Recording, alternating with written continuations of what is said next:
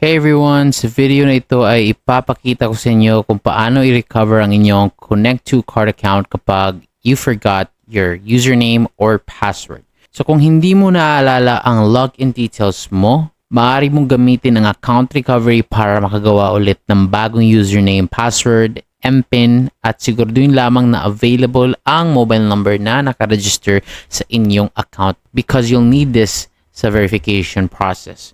So para magsimula, buksan ang Connect2Card app sa inyong phone at bago mag-login, itap ang Need Help icon sa upper left part ng screen at pagkatapos piliin ang account recovery.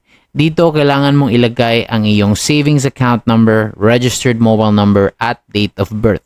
Siguraduhin lamang na tama ang lahat ng impormasyong ilalagay dahil ito ang gagamitin para ma-verify ang inyong account. Kapag kumpleto na ang inyong impormasyon, buksan ang terms and conditions at data privacy statement.